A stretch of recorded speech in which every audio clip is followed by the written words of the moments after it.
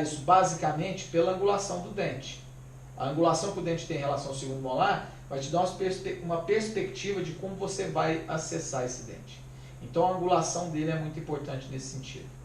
Então, você tem duas opções básicas para fazer odontosecção. Vou contar uma coisa para você.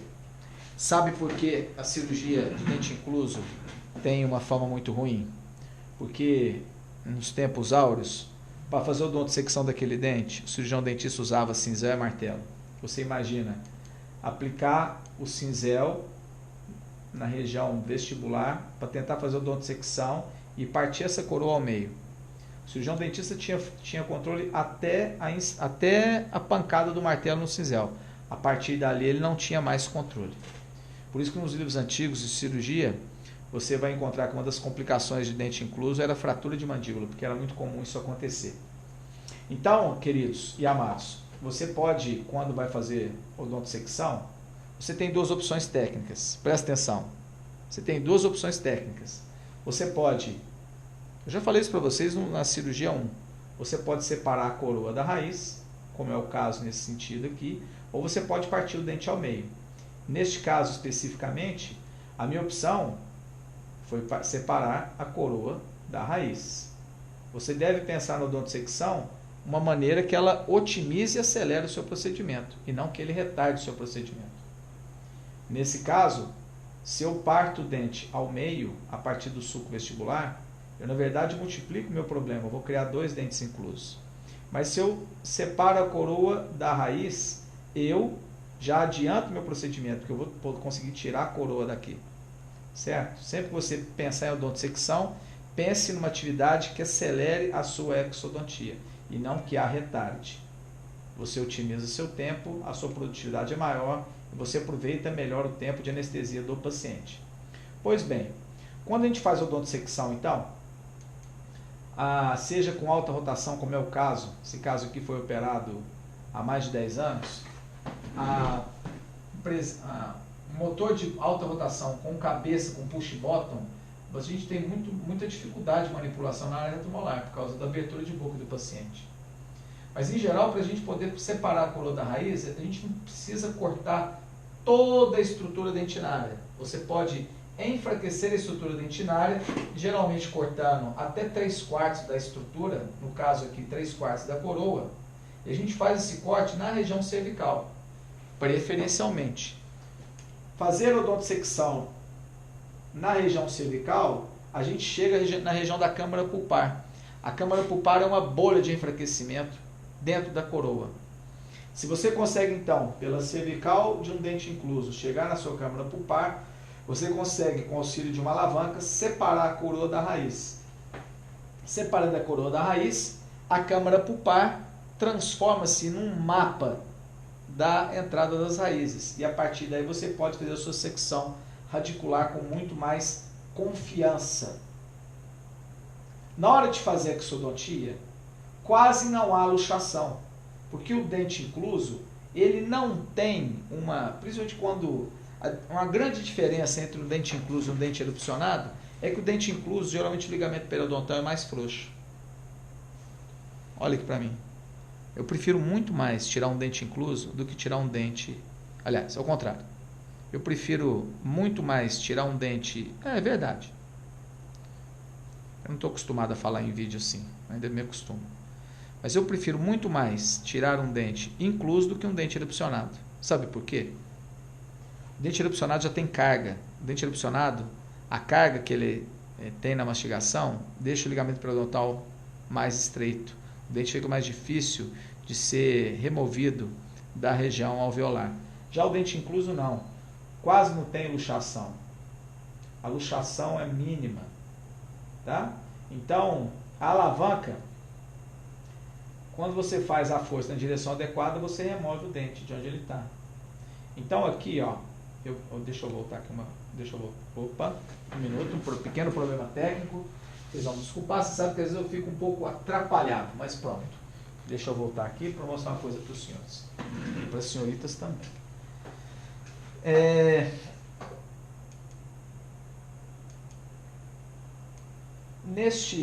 Nesta imagem, vocês estão observando o seguinte. Nessa região cervical foi onde a minha broca entrou inicialmente. Broca essa pode ser em alta ou baixa rotação. Essa broca ela foi no sentido cérvico, apical, até chegar à câmara pulpar. Quando ela chegou até a câmara pulpar, uma alavanca separou a coroa da raiz. Só que este volume radicular é muito grande para sair pela área retromolar. Notem, queridos e amados alunos, que todo este volume que foi separado da raiz, ele não passa pela área retromolar. Não adianta fazer força.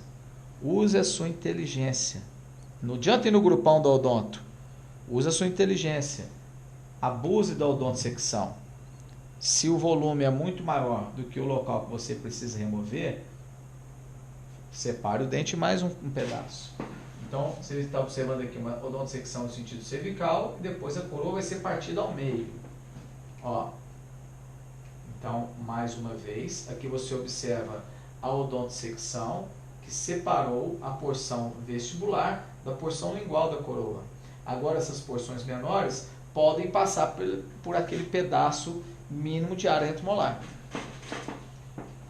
Depois que isso é feito, ó, aqui você observa um pedaço vestibular está sendo extraído com uma alavanca reta, depois você vai se remover a porção lingual.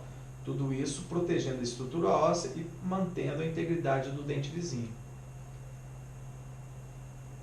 Então ali você observa a coroa do dente, a porção lingual que é extraída e depois, neste caso específico, este volume radicular foi com auxílio de um periótomo inicialmente e depois com uma alavanca reta, um elevador apical, esse segmento radicular é trazido anteriormente. Mas, professor, e se o dente não quiser sair, professor? Bom, se o dente não quiser sair, você ainda tem a broca na sua mão. Você pode utilizar o poder da broca e seccionar o dente ao meio, separando a raiz medial da raiz distal. Depois as alavancas continuarem o seu trabalho. Uma questão que você precisa estar bastante atento nesse momento da odontosecção são com os acidentes que podem acontecer nesse sentido. Então eu vou dar um aumento aqui e vou lembrar você no seguinte critério. Quando você penetra com a broca na área retromolar no sentido cérvico apical, quando você vem com a broca nesse sentido, você deve tomar cuidado no aprofundamento da broca. Por isso que nós cirurgiões não recomendamos o aprofundamento de mais de 2/3 da broca, para você proteger as estruturas que ficam abaixo, como por exemplo a medula óssea ou ainda o nervo alveolar inferior. Uma odontosecção no sentido apical pode seccionar o alveolar inferior. Esteja atento. As nossas brocas têm um poder de corte muito grande.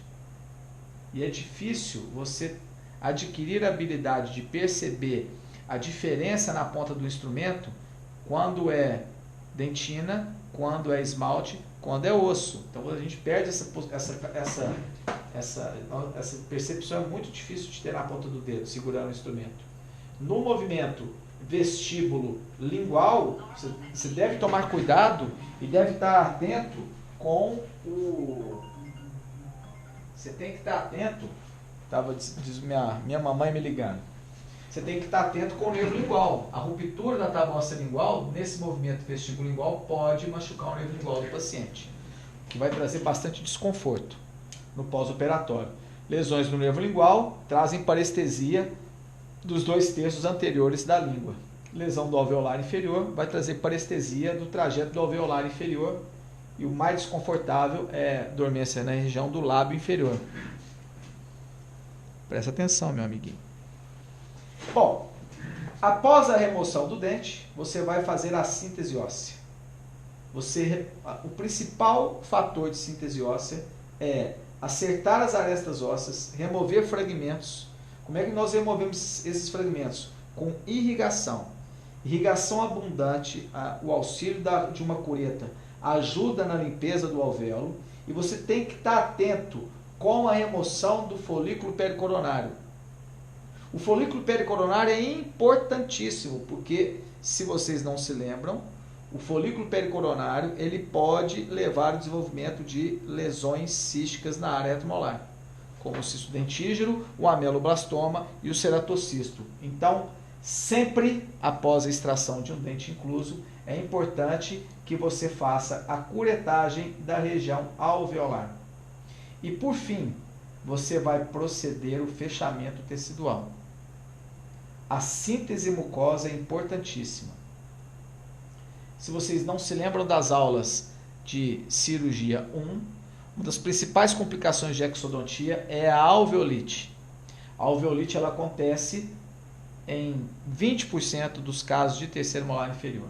E o principal motivo é a região gengival na porção distal do segundo molar inferior.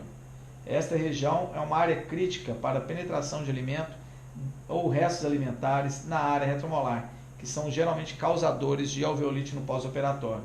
Então, sempre que você fizer suturas nessa região, esteja atento à organização de síntese dessa região, para que o fechamento fique sempre adequado.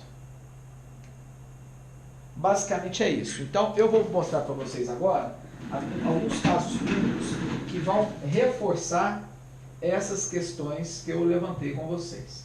Então, primeiro, eu gostaria de mostrar para vocês, então, algumas possibilidades técnicas de exodontia. Eu vou mostrar para vocês, então, primeiro, uma extração de um canino incluso. Um canino incluso de um jovem. Eu vou mostrar primeiro aqui para vocês o exame tomográfico, que é